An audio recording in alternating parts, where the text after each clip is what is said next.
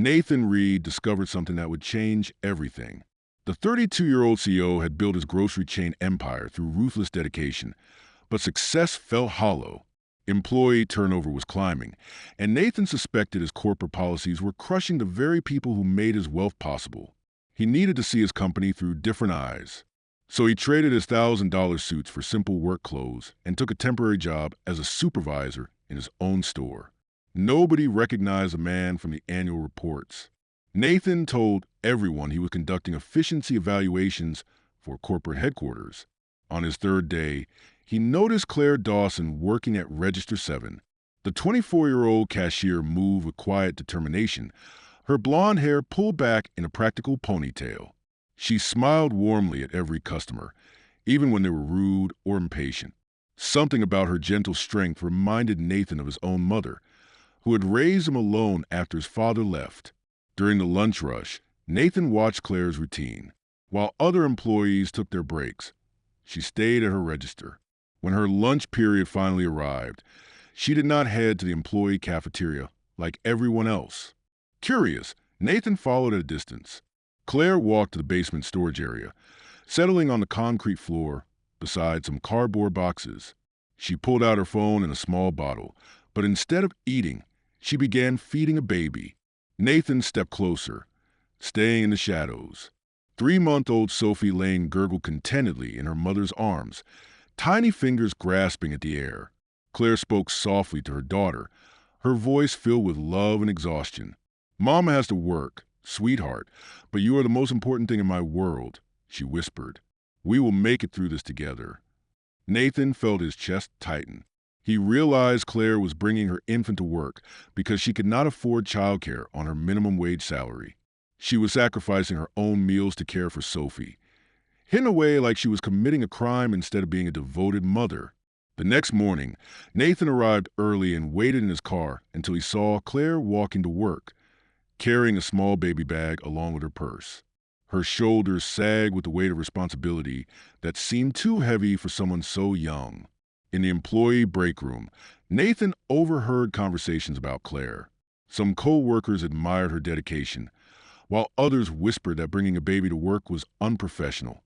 Nathan learned that Claire's husband had left when Sophie was born, leaving her with medical bills and rent she could barely afford.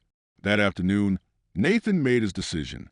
He approached Claire during her lunch break, finding her in the usual spot with Sophie. "Excuse me," he said gently. "I am Nathan from the corporate evaluation team." Claire looked up with alarm, instinctively holding Sophie closer. "I am sorry, sir.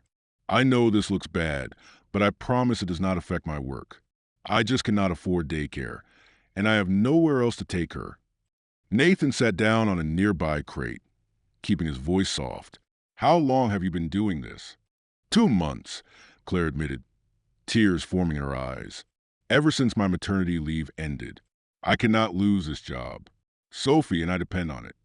Nathan studied the young mother's face, seeing the same determination his own mother had shown when times were hardest. "Tell me about your situation." Claire explained how her husband had abandoned them, leaving her with thousands in medical debt from Sophie's birth. Her paycheck covered rent and basic necessities, but not much else. She had applied for assistance programs, but the waiting lists were months long. "I eat crackers from a vending machine when I can afford them," she said quietly. "But Sophie needs her formula more than I need lunch." Nathan felt something shift inside his chest. Here was a woman working for his company, following all the rules, yet struggling to survive. His policies provided the legal minimum for benefits, but clearly that was not enough for real people facing real challenges. "What would help you most right now?" he asked. Claire looked surprised by the question. "Honestly, affordable childcare at work would change everything. Or even just a small raise so I could afford a babysitter." Nathan nodded thoughtfully. "What if I told you that changes might be coming?" Over the following week, Nathan observed Claire's work ethic more closely. Despite her personal struggles, she never missed a shift, never complained, and treated every customer with genuine kindness. She was exactly the kind of employee any company should treasure. On Friday afternoon, Nathan asked Claire to meet him in the store manager's office. She arrived looking nervous, Still unsure why the corporate evaluator was taking such interest in her situation. Claire, Nathan began, I want you to know that your dedication has not gone unnoticed. He handed her an envelope. Inside was a letter offering her a promotion to customer service manager, along with a significant pay increase and full benefits that included child care assistance. Claire read the letter twice, her hands trembling. I do not understand. Why me? Nathan smiled, thinking of his own mother's sacrifices and the value she had instilled in him.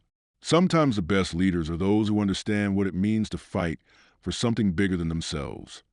As Claire held Sophie close and cried tears of relief, Nathan realized he had found what he was searching for. Real leadership was not about profit margins or efficiency reports. It was about recognizing the human dignity in every person who helped build your success. The next Monday, Nathan announced new company-wide policies, including on-site childcare, expanded health benefits, and living wage standards. Some board members questioned the costs, but Nathan had learned something more valuable than quarterly profits. He had rediscovered his mother's most important lesson. True wealth comes from lifting others up, especially when they're carrying the heaviest burdens with the most grace.